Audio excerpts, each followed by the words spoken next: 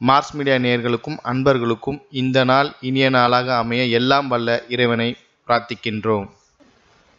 இந்த சேனல் உங்களுக்கு பிடிச்சிருந்தா மறக்காம சப்ஸ்கிரைப் பண்ணுங்க, ஷேர் பண்ணுங்க, லைக் பண்ணுங்க, கமெண்ட் பண்ணுங்க. எனதருமை மீனராசி நேர்களே, இந்த அருமையான பதிவில் நம்ம என்ன பார்க்க போறோம் அப்படின்னா 2025ஆம் ஆண்டு ஜனவரி மாத ராசி பலன். இனிய ஆங்கில புத்தாண்டு நல்வாழ்த்துக்கள். ஃபர்ஸ்ட் ஆஃப் ஆல், இந்த மாதம் ஆரம்பம் அப்படின்னு பார்க்கும்போது 4-7 குடை அதிபதி புத பகவான், அதாவது உங்களது சுகாதிபதி களத்திராதிபதி புத பகவான் எங்க இருக்காருன்னு பார்த்தீங்கன்னா ஜீவனஸ்தானமாகிய 10ஆம் இடத்தில் சூரிய பகவான் இணைந்து அற்புதமான ஒரு முன்னேற்றத்தை கொடுக்கிறார். உத்தியோகத்தில் பரபரப்பாக இருப்பீர்கள், அதற்குண்டான உயர்வுகள் உங்களை தேடி வரும். தொழில் வியாபாரத்தில் நிதானமான போக்கை அற்புதமாக அறிவித்து பூர்வமாக எடுத்து வருவீர்கள், அதன் மூலம் உங்கள் செல்வ நிலை உயரும். சூரிய பகவான் 10ஆம் இடத்தில் இருப்பதால் நீங்கள் எடுக்கும் காரியங்கள் அனைத்துமே வெற்றியை கொடுக்கும். கல்வியிலும் மாணவ மாணவிகள் கல்வியில் அற்புதமான ஒரு முன்னேற்றத்தை காண்பார்கள். எழுத்து மற்றும் சுத்துறையில் இருக்கும் அன்பர்களுக்கு புதிய வாய்ப்புகள் மிளிரும். 19/1/2025 முதல் இந்த புத பகவான் லாபஸ்தானமாகிய 11ஆம் இடத்திற்கு வந்து குருவின் பார்வையை பெற்று மகிழ்வதால் அற்புதமான ஒரு மகிழ்ச்சியான செய்திகள் உங்களை தேடி வரும். உத்தியோகத்தில் லாபம் உண்டாகும், முன்னேற்றம் உண்டாகும். அதேபோல் தொழில் வியாபாரம் லாபகரமாகவும் மேன்மைகரமாகவும் செல்லும். சிலருக்கு புதிதாக தொழில் தொடங்கக்கூடிய வாய்ப்புகள் மிளிரும். 3-8 குடை அதிபதி சுக்கிர பகவான் விரயஸ்தானமாகிய 12ஆம் இடத்தில் இருப்பதால் சுப செலவுகள் வந்த வண்ணமாகவே இருக்கும். உடல் ஆரோக்கியத்திற்காக சில செலவுகளை மேற்கொள்வீர்கள். உடன் பிறப்புகளின் இல்ல திருமண நிகழ்ச்சிக்காக சில செலவுகளை மேற்கொள்வீர்கள். கல்வியிலும் மாணவ மாணவிகளுக்கு கல்வியில் ஒருவித முன்னேற்றம் வர வேண்டும் என்பதால் கல்விக்காக சில செலவுகளை மேற்கொள்வீர்கள். வெளியூர் அல்லது வெளிநாட்டு பயணங்கள் உங்களுக்கு அற்புதமாக நிறைவேறும். விலை உயர்ந்த பொருட்களை வாங்கி மகிழும் வாய்ப்புகள் சிலருக்கு கண்டிப்பாக கிடைக்கும். 28/1/2025 முதல் இந்த சுக்கிர பகவான் உங்கள் ஜென்மராசிக்கு வந்து உச்சமடைகிறார். சுக்கிர பகவானுக்கு மீனராசி உச்சம், அதனால் நீங்கள் உச்சத்தை தொடப்போகிறீர்கள். சந்தோஷ வானில் சிறகடித்து பறக்கப் போகிறீர்கள். உங்கள் மனதில் இருந்து வந்த கிளேசங்கள் கண்டிப்பாக மறையும். நீங்கள் எடுக்கும் காரியங்கள் அனைத்துமே வெற்றியை கொடுக்கும். உங்கள் மனதில் சந்தோஷம் சந்தோஷம் சந்தோஷம் மட்டுமே தாண்டவமாடும். அற்புதமான ஒரு முன்னேற்றம் தரக்கூடிய ஒரு பெயர்ச்சி உங்களுக்கு ஜென்மராசியில் வரக்கூடிய சுக்கிர பகவான் கண்டிப்பாக கொடுப்பார். 2-9 குடை அதிபதி செவ்வாய் பகவான் பஞ்சமஸ்தானத்தில் நீச்சமடைந்து வக்கரகதியில் இருப்பதால் குழந்தைகளின் மூலம் சில குழப்பங்கள் இருக்கும். அதேபோல் தனவரவில் சில தடைகள் தாமதங்கள் இருக்கலாம். தந்தையாரின் உடல் ஆரோக்கியத்தில் கவனம் எடுத்துக் கொள்வது நல்லது. சீருடை பணியாளர்களாகிய காவல், ராணுவம், தீயணைப்புத்துறை, மருத்துவத்துறையில் வேலைபார்க்கும் நண்பர்களுக்கு எதிர்பார்க்கும் இடமாற்றம், பதவி மாற்றம், பதவி உயர்வு, சம்பள உயர்வு சற்று காலதாமதமாகி பிறகு நிறைவேறும். 18/1/2025 முதல் இந்த செவ்வாய் பகவான் வக்கரகதியிலேயே மிதுன ராசிக்கு போகிறார். அது சுகஸ்தானம். ஆகவே உடல் ஆரோக்கியத்தில் சிறப்பாக்கரை எடுத்துக் கொள்ளுங்கள்.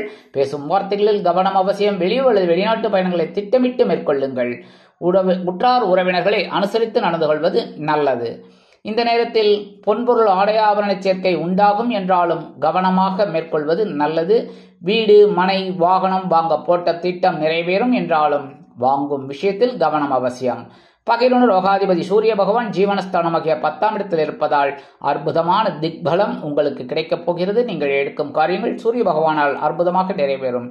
அதுவும் போக சூரிய பகவான் உங்களுக்கு உத்தியோகத்தில் ஒரு முன்னேற்றத்தை கொடுப்பார், தைரியத்தை கொடுப்பார், மறைமுக எதிர்ப்புகளை முறியடித்து வெற்றி காண வைப்பார். அதன் மூலம் உடல் ஆரோக்கியம் சிறப்படையும். கடன் சுமை குறைய சில வருமானங்கள் வந்து சேரலாம். சிலருக்கு எதிர்பார்க்கும் சில காரியங்கள் அற்புதமாக நிறைவேறும். 14/1/2025 முதல் இந்த சூரிய பகவான் லாபஸ்தானமாகிய 11ஆம் இடத்திற்கு வந்து குருவின் பார்வையை பெற்று மகிழ்வதால் வீடு, மனை, வாகனம் வாங்க போட்ட திட்டம் அருமையாக நிறைவேறும். உத்தியோகத்தில் உங்கள் முன்னேற்றம், தொழில் வியாபாரத்தில் ஒருவித லாபம் கண்டிப்பாக வந்து சேரும். நீங்கள் தொட்டதெல்லாம் பொன்னாகக்கூடிய ஒரு வாய்ப்புகள். அடுத்தபடியாக ராசிநாதனும் ஜீவனாதிபதியுமான குரு பகவான் வக்ரகதியில் சகாயஸ்தானத்தில் இருப்பதால் உடன் பிறப்புகளை அனுசரித்து நடந்து கொள்ளுங்கள். அரசியல்வாதிகள் பேசும் வார்த்தைகளில் கவனமாக இருப்பது நல்லது. எடுக்கும் காரியங்கள் அனைத்துமே உங்கள் முயற்சிகளின் பேரில் முன்னேற்றம் கொடுக்கும். அதேபோல் குருவின் பார்வை பக்க பலமாக இருப்பதால் 5ஆம் பார்வையாக உங்கள் களத்திரஸ்தானத்தில் விழுவதால் களத்திரம் அற்புதமாக உங்களுக்கு நன்மையை கொடுக்கும், அதாவது உங்கள் வாழ்க்கை துணை. அதேபோல் தொழில் வியாபாரத்தில் கூட்டாளிகள் அனுகூலமாக நடந்து கொள்வார்கள். 7ஆம் பார்வையாக உங்கள் பாக்கியஸ்தானத்தை பார்ப்பதால் தந்தை வழி உறவினர்களின் மூலம் உங்களுக்கு நன்மைகள் வந்து சேரும். பூர்வீக சொத்துக்கள் உங்கள் கைக்கு வந்து சேருவதற்கு வாய்ப்புகள் உண்டாகும். அதேபோல் பிதுரார்ஜித சொத்துக்கள் உங்கள் கைக்கு வரும். அதேபோல் 9ஆம் பார்வையாக உங்கள் லாபஸ்தானத்தை பார்ப்பதால் லாபங்கள் அருமையாக கிடைக்கும். தொட்டதெல்லாம் வெற்றியை கொடுக்கும். 11, 12 குடையாதிபதி சனீஸ்வர பகவான் விரயஸ்தானமாகிய 12ஆம் இடத்தில் 7.5 சனியாக உட்கார்ந்து கொண்டிருப்பதால் முதல் சுற்றில் இருப்பவர்கள் கல்வியில் கவனமாக இருப்பது நல்லது. 2ஆம் சுற்று நடப்பவர்கள் திருமண யோகம் கிடைத்து மகிழ்வார்கள். 3வது சுற்று நடப்பவர்கள் உடல் ஆரோக்கியத்திற்காக சில செலவுகளை மேற்கொள்ள வேண்டி வரலாம். நீங்கள் எடுக்கும் காரியங்கள் அற்புதமாக நிறைவேறும். சிலருக்கு இடமாற்றம் இனிமையாக அமையும். அதேபோல் கல்வி பயிலும் மாணவ மாணவிகள் கல்வியில் மேற்படிப்பிற்காக வெளிநாடு செல்லக்கூடிய ஒரு வாய்ப்புகள் உண்டாகும். சாயா கிரகம் என்று அழைக்கக்கூடிய ராகு பகவான் உங்கள் ஜென்ம ராசியிலும் கேது பகவான் கலத்திர ராசியிலும் சஞ்சரிப்பதால் வாழ்க்கை துணையின் உடல் ஆரோக்கியத்திலும் உங்கள் உடல் ஆரோக்கியத்திலும் சிறப்பக்கறை எடுத்துக்கொள்வது நல்லது. பிரம்மாண்டமான ராகு, கற்பனைக்குரிய போதைக்குரிய ராகு பகவான் உங்கள் ஜென்ம ராசியில் இருப்பதால் மனதில் அவ்வப்பொழுது கிளேசங்கள் வந்து நீங்கும். ஆன்மீக பயணங்களை மேற்கொண்டீர்கள் என்றால் கண்டிப்பாக உங்களுக்கு வெற்றிகள் வந்து சேரும். அடுத்தபடியாக வெளியூர் அல்லது வெளிநாடு சென்று படிக்க வேண்டும் என்று நினைக்கும் குழந்தைகள் அற்புதமான ஒரு முன்னேற்றத்தை காண வேண்டும் என்றால் விநாயகரையும் துர்க்கையும் வழிபாடு செய்து பிறகு முன்னேற்றம் காணுவதற்கு நீங்கள் உங்கள் வழிவகைகளை மாற்றிக்கொள்ளுங்கள். அடுத்தபடியாக பரிகாரமாக என்ன செய்தால் வெற்றி என்றால் நீங்கள் கண்டிப்பாக முருகப்பெருமான் வழிபாடு பண்ணியாகணும். ஏன்னா செவ்வாய் பகவான் உங்கள் பஞ்சமஸ்தானத்தில் நீச்சமடைந்து வக்கரகதியில் இருக்கார். அடுத்து பார்த்தீங்கன்னா வக்கரகதியிலேயே சுகஸ்தானத்துக்கு போகிறார். ஸோ செவ்வாய் பகவானை திருப்திப்படுத்துவதற்காக முருகப்பெருமானிற்கு நெய் தீபமேற்றி செவ்வரளி மாலை சூடி வழிபாடு செய்து வாருங்கள். கந்தசஷ்டி கவசம் பாராயணம் செய்யுங்கள். அற்புதமான ஒரு சந்தோஷம் உங்களை தேடி வரும். அடுத்தபடியா கண்டிப்பா நான் சொல்ற மாதிரி புற்றுக்கோயில் ஒவ்வொரு வாரமும் செவ்வாய்க்கிழமை, வெள்ளிக்கிழமை, ஞாயிற்றுக்கிழமை 3 நாள் போயிட்டு வாங்கோ. அற்புதமான ஒரு முன்னேற்றம் உங்களை தேடி வரும். முடியாத பட்சத்தில் ஒரு நாள் கண்டிப்பாக போயிட்டு அம்பாலையும் நாகர் வழிபாடும் பண்ணிட்டு வாங்கோ. கண்டிப்பாக உங்கள் முயற்சிகள் வெற்றியடையும். மனதில் இருந்து வந்த கவலைகள் குறையும்.